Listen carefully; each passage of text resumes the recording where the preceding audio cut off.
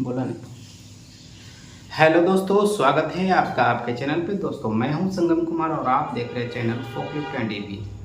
दोस्तों आज हम आपको बताने वाले हैं कि डायग्राम कैसे पढ़ते हैं। जैसे आप बहुत सारे दोस्तों का कमेंट आता था कि ये डायग्राम पढ़ते कैसे हैं जब फोकलिफ्ट के कंट्रोलरों का दिया रहता है और भी किसी चीज़ का दिया रहता है, तो वो आज आपको डिटेल में समझाएंगे। दोस्तों देखिए, ये 1244 कंट्रोलर है, कर्टिस का 1244 कंट्रोलर। इसी का ये डायग्राम है, सर्किट डायग्राम। आपको बेसिक डायग्राम में समझाऊंगा, ज़्यादा डीपली समझाऊंगा तो आप कंफ्यूज हो जाइएगा। देखिएगा यहाँ पे, ये देखिए कर्टिस 1244 है।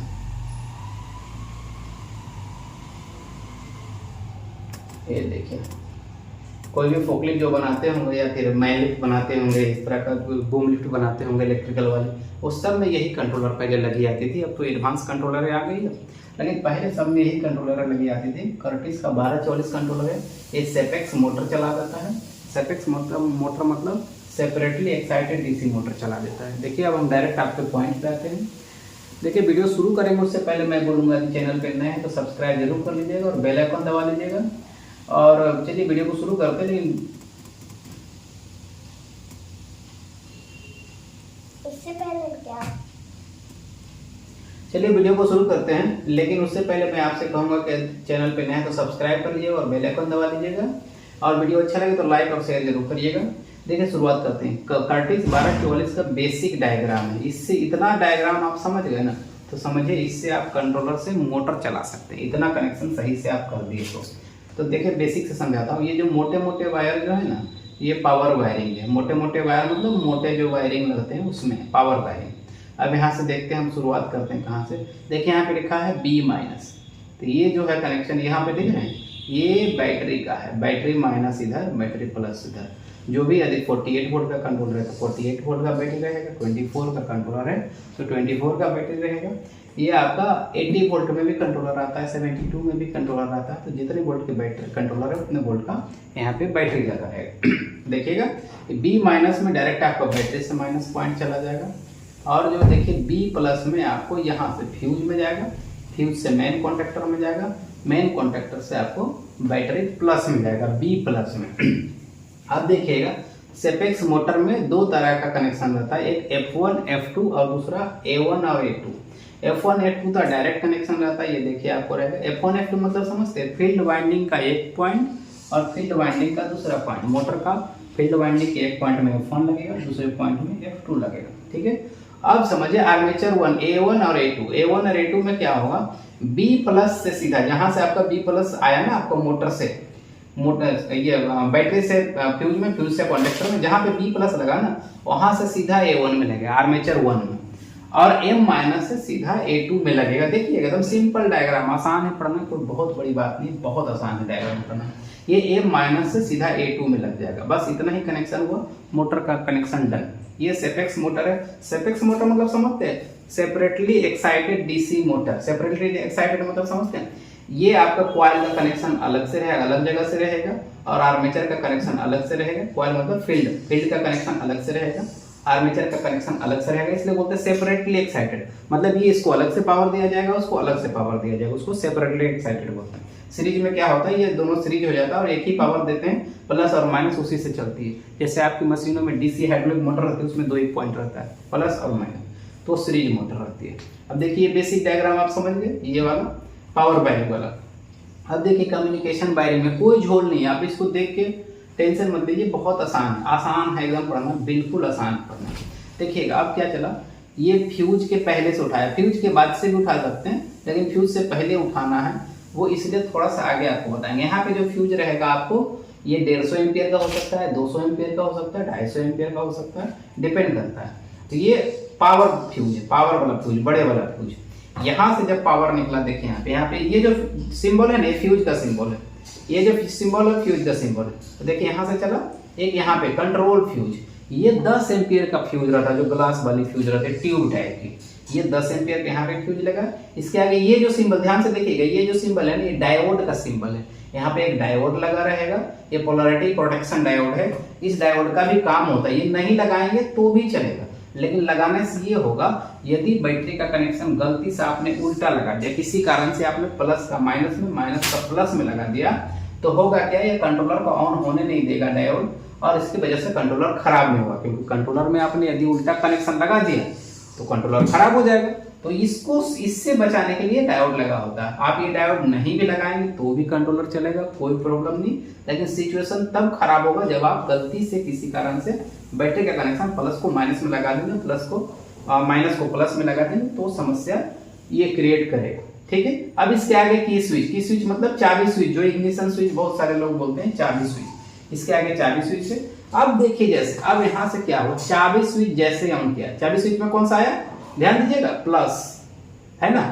चाबी स्विच में आपको प्लस आया है, चाबी स्विच में प्लस आया, प्लस जैसे ऑन किए तो कहां चला गया, यहां तक गया। देखिएगा ध्यान से, यहां तक गया, बराबर। अब देखिएगा ये पहले सिंपल वाला समझा दो। अब हमको देखिएगा, देखिए मेन कॉन्टैक्टर कॉइल लिखा है। मेन कॉन्टैक्टर एक्चुअली में कहाँ है लगा हुआ है, देखिए यहाँ लगा हुआ है, बराबर। मेन कॉन्टैक्टर यहाँ लगा हुआ है। यहाँ पे मेन कॉन्टैक्टर का पावर वायरिंग किया हुआ है, यहाँ मेन कॉन्टैक्टर का कॉइल वायरिंग किया हुआ है। यदि यहाँ पे ये कॉइल दिखा देता तो आपको समझने में आसान होता, फिर भी मैं हूँ इसलिए मैं आपको डिटेल में समझा दूंगा, मैं तो हूँ ही इसीलिए। देखिए अब ये मेन कॉन्टैक्टर का कॉइल यहाँ लगा रहेगा, तो कॉन्टैक्टर का कॉइल, पावर वायरिंग तो समझ गए। मेन कॉन्टैक्टर का कॉइल यहाँ लगा, कॉइल में जो सप्लाई जाएगा, देखिएगा ध्यान से देखिएगा, कॉइल में जो सप्लाई जाएगा आपको बी प्लस की स्विच के आउटपुट। देखिए पूरा एक है, ये जो कनेक्शन है ना पूरा की स्विच का आउटपुट है, की स्विच के आउटपुट से कॉइल में सप्लाई जाएगा एक, और दूसरा जो जाएगा आपको यहाँ से जाएगा। ये कौन सा है पता है आपको, ध्यान से दीजिएगा, 12-24 पॉइंट का ये कनेक्टर है। काउंटिंग कहाँ से होता है, ये जो देखिएगा ये जो है ना, ये लॉक कनेक्टर का लॉक यदि ऊपर रखेंगे तो यहाँ से 1 होता है, 1 2 3 4, इसी तरह से यहाँ पे 12, फिर यहाँ से इधर में शुरू होगा, यहाँ से फिर से शुरू यहाँ से होगा 13 14 15 16 17, बराबर। मतलब कि कम्युनिकेशन पॉइंट के 17 नंबर कनेक्टर से एक कॉन्टैक्टर कॉइल में जाएगा पावर, और आपका की स्विच के आउटपुट से कॉन्टैक्टर के कॉइल में जाएगा पावर। बस ये कॉन्टैक्टर का कनेक्शन हो गया, बस और कुछ नहीं करना। 17 नंबर पॉइंट और की स्विच के आउटपुट, बस इतने में कॉन्टैक्टर का कनेक्शन हो गया, कॉन्टैक्टर के कॉइल का कनेक्शन हो गया। पावर कनेक्शन तो पहले आप कर चुके हैं। अब देखिए आगे बढ़ते हैं। अब इसके बाद क्या क्या चीज आती है, हम लोग का कॉन्टैक्टर ऑन हो गया, तब हमको फॉरवर्ड रिवर्स का स्विच दबाना है। जैसे गाड़ी स्टार्ट करते हैं वैसे ही समझिए। अब हमको फॉरवर्ड रिवर्स का स्विच दबाना है, तो फॉरवर्ड रिवर्स का स्विच लगाते हैं। अब फॉरवर्ड रिवर्स के स्विच में भी क्या होगा, मैं हर बार बोलता हूँ फॉरवर्ड रिवर्स का स्विच होता है दो तरह, एक होता है आपको 2 वे स्विच एक तरह से बोलते हैं। एक तरफ दबाएंगे तो आगे जाएगा, एक तरफ दबाएंगे तो पीछे जाएगा, बीच में रखेंगे तो न्यूट्रल हो जाएगा। तो फॉरवर्ड रिवर्स के स्विच में भी कॉमन में आपको की स्विच का आउटपुट जाता है, बराबर। की स्विच का आउटपुट मतलब प्लस बी प्लस की स्विच का आउटपुट, देखिए है ना। की स्विच ऑन किया और ऑन करने के बाद यहाँ पे ये बताएंगे आपको, ये बात में इस पे दिमाग नहीं लगे, समझिए ये जुड़ा हुआ है, अभी आप दिमाग में लगाओ ये जुड़ा हुआ है। तो क्या है, एक ही स्विच के आउटपुट से आपको फॉरवर्ड रिवर्स वाले कॉमन पॉइंट पे चला गया, देखिए दोनों पॉइंट कॉमन है। अब आपको फॉरवर्ड में देने के लिए आपको क्या करना है, देखिएगा ये आपको फॉरवर्ड में देने के लिए 10 नंबर पॉइंट में देना पड़ता है। ध्यान से देखिएगा, ये जो फॉरवर्ड है ना ऊपर वाला तार, देखिए ध्यान से देखिए, तो ये ऊपर वाला फॉरवर्ड है, फॉरवर्ड का कनेक्शन जो होगा आपको 10 नंबर पॉइंट पे, वो देखिए 12 11 10 है ना, 10 नंबर पॉइंट पे। तो मतलब यदि फॉरवर्ड रिवर्स स्विच का कनेक्शन कर रहे हैं तो जो फॉरवर्ड डायरेक्शन में दबाने से जहाँ पे सप्लाई आता है या कंटिन्यूटी आ रहा है, वहां पे आपको 10 नंबर कनेक्टर से लगाना है, 10 नंबर टर्मिनल से लगाना है। और रिवर्स के लिए आपको 11 नंबर टर्मिनल से लगाना। ध्यान से देखिए ऐसे चला, ये वाला यहाँ ऐसे ऐसे, ये 11 नंबर टर्मिनल, मतलब रिवर्स के लिए 11 पे लगाना है, फॉरवर्ड के लिए 10 पे लगाना है। और फॉरवर्ड रिवर्स स्विच में आपको कॉमन जो है आपको की स्विच के आउटपुट से आएगा, बराबर। ये हो गया फॉरवर्ड रिवर्स का कनेक्शन। अब हमको चाहिए एक्सीलेटर पोर्ट दबाने के लिए कहाँ लगाएं, एक्सीलेटर पोर्ट का कनेक्शन होना चाहिए। तो एक्सीलेटर पोर्ट को इसमें थ्रॉटल लिखता है, थ्रॉटल को ही एक्सीलेटर पोर्ट बोला जाता है। अंदर उसमें पोटेंशियोमीटर लगा रहता है, इसलिए उसको थ्रॉटल बोला जाता है। अब देखिए इसमें 2 वायर एक्सीलेटर पोर्ट दिखाया है। जनरली हम लोग 2 वायर एक्सीलेटर पोर्ट ही यूज करते हैं, चाहे वो 0 to 5 किलो ओम हो, चाहे 5 to 0 किलो ओम है। इसमें 5 to 0 किलो ओम वाला सिस्टम दिखाया है, तो आपको समझा देते हैं। 5 to 0 किलो ओम में देखिए आपको कनेक्शन क्या होगा, इसमें 2 कनेक्शन होता है। एक वाइपर वाला, वाइपर जो आपको पोटेंशियोमीटर के बीच में कनेक्शन रहता है, और एक होता है लो, एक होता है हाई। तो पोटेंशियोमीटर के जो बीच में रहता है उसको वाइपर बोलते हैं। लो जो जैसे यहाँ 1 2 3 कनेक्शन रहता है ना आपका, ये पोटेंशियोमीटर पे, तो बीच वाला इसको वाइपर बोलते हैं, जो ये है देखिए पॉइंट बना हुआ है, इसको वाइपर बोलते हैं। और पहले वाले को लो, लास्ट वाले को हाई। ये क्या, high to low, high 5 kilo ohm को हाई बोलते हैं, 0 को लो।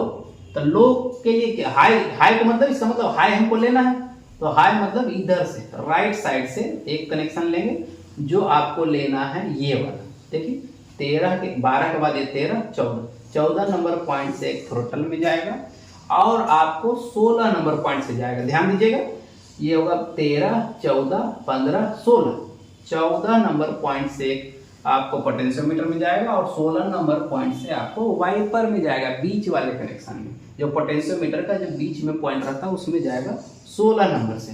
है ना, बिल्कुल आसान। अब देखिएगा यहाँ पे कुछ चीज दिया है, आपको बेसिक चलाना, तो मोड सेलेक्ट नहीं डालेंगे तो भी चलेगा, कोई परेशानी नहीं। किसी भी एक में आप डायरेक्ट कनेक्शन कर दीजिए, चलेगा, कोई प्रॉब्लम नहीं। मोड सेलेक्ट को आप भूल जाइए, समझिए ये कनेक्शन नहीं लगाएंगे तो भी कोई समस्या नहीं आने वाली है। इंटरलॉक आपको लगाना है, वो इसलिए क्योंकि इंटरलॉक दबाने के बाद आपका ये थ्रोटल जो है काम करना चाहिए। देखते होंगे आपका जो एक्सीलरेटर पॉट है उसके अंदर में आपका एक लिमिट स्विच रहता है। लिमिट स्विच जो है वो इंटरलॉक से कनेक्टेड रहता है।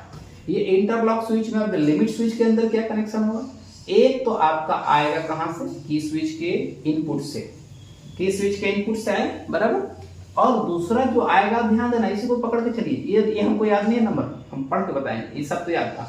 अब देखिए यहीं से पकड़ के चलिए, ऐसे ऐसे ऐसे, ऊपर से तीसरा हुआ, ऊपर से तीसरा, ये 2 3 तीसरा हुआ, ये 2 नंबर पॉइंट में जाएगा बराबर। तो इंटरलॉक का कनेक्शन एक तो 2 नंबर पॉइंट से लगेगा, और दूसरा की स्विच के आउटपुट से लगेगा, तो हो गया इंटरलॉक का कनेक्शन। आपको यहाँ से थ्रोटल वाले लिमिट स्विच में देना है इंटरलॉक का कनेक्शन, थ्रोटल का कनेक्शन आपका होएगा, बस इतने में आपकी गाड़ी चलने लगेगी। अब यहाँ पे थोड़ा सा ध्यान दिए, अब मोड सेलेक्ट वाला समझिए। मोड सेलेक्ट 1 और 2 का मतलब समझते हैं। देखिए थोड़ा सा आगे आपको दिखाता हूँ मोड सेलेक्ट क्या होता है।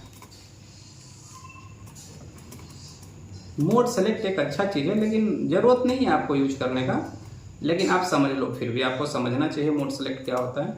ऐसे तो मुझे पता है, लेकिन आपको समझाने के लिए मैं इतना डिटेल में खोल रहा हूँ। मोड सेलेक्ट का एक जगह चार्ट बना रहता है, मोड सेलेक्ट। अब देखिए क्या है, मोड सेलेक्ट में 2 तरह का स्विच होता है, मोड सेलेक्ट 1, मोड सेलेक्ट 2। अब मोड सेलेक्ट में क्या होता है, 4 तरह का मोड आप उसमें डिसाइड कर सकते हैं, मोड 1, मोड 2, मोड 3, मोड 4। आप इसमें स्पीड प्रोग्राम करके रख सकते हैं, मोड 1 में कितनी स्पीड पे चलना है, मोड 2 में कितनी स्पीड पे चलना है, मोड 3 में कितनी स्पीड पे, मोड 4 में कितनी स्पीड पे। मोड 1 यदि करना है तो दोनों स्विच को बंद कर देना है, मतलब वहां जो दिखा रहा है स्विच कनेक्शन, वो दोनों को बंद कर देना है। मोड 2 करेंगे तो एक नंबर को बंद कर चालू कर देना है, 2 नंबर को बंद कर देना है। समझिए 2 स्विच वहां लगाओ, 2 स्विच, दोनों स्विच को बंद करके रखेंगे तो मोड 1 में जो भी प्रोग्राम करेंगे उसके हिसाब उतना स्पीड चलेगा। मोड 2 में, अब सबको जो मैंने सीधा बताता हूँ, हो सकता है ये कम स्पीड चलाने के लिए और ज्यादा है, और ज्यादा और ज्यादा, सबसे कम स्पीड चलाने के लिए यदि आपने प्रोग्राम किया हो मोड 1 में तो दोनों स्विच को बंद रखिए, मोड 1 मोड 2 को। थोड़ा ज्यादा स्पीड चलाना है तो पहला स्विच को ऑन कर दिए, दूसरा स्विच को ऑफ करिए, थोड़ा ज्यादा स्पीड चलेगा। यदि 3 number mode number multi mode number 3 में जाते हैं तो पहला स्विच को ऑफ कर दीजिए, दूसरा स्विच को ऑन कर दीजिए, तो मोड नंबर 3 और ज्यादा स्पीड चलेगा। यदि फुल स्पीड में चलाना है तो आपको दोनों स्विच को ऑन कर दीजिए तो वो फुल स्पीड में चलेगा। लेकिन ये मत समझिए कि ये फुल स्पीड में ही, आप कैसे भी डिजाइन कर सकते हैं प्रोग्राम करेंगे तो, इसको फुल स्पीड, इसको हाफ स्पीड, इसको ये कैसा भी, लेकिन एक बेसिक में आप यही समझिए, ये कम स्पीड, ज्यादा स्पीड, ज्यादा स्पीड, ज्यादा स्पीड, समझिए।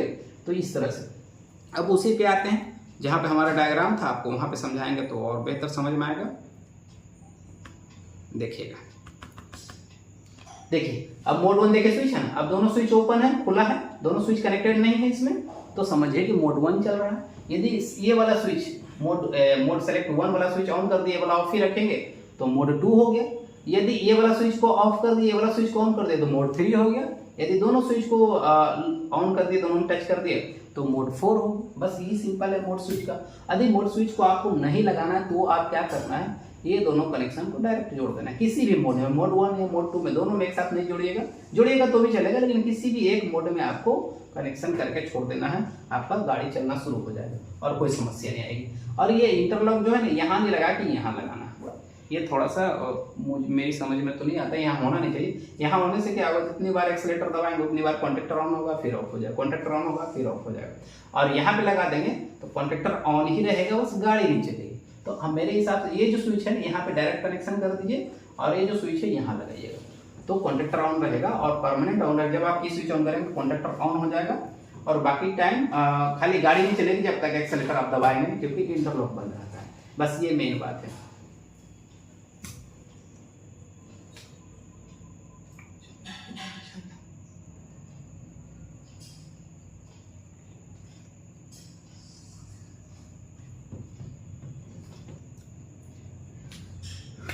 ठीक है दोस्तों, कैसा लगा ये वीडियो अच्छा लगे तो लाइक और शेयर जरूर करिएगा, चैनल पे नए हैं तो सब्सक्राइब कर लीजिएगा और बेल आइकन दबा लीजिएगा। मिलेंगे किसी नेक्स्ट वीडियो में, तब तक के लिए जय हिंद जय भारत। जो देखो लगे बेन की आवाज भी नहीं आया होगा।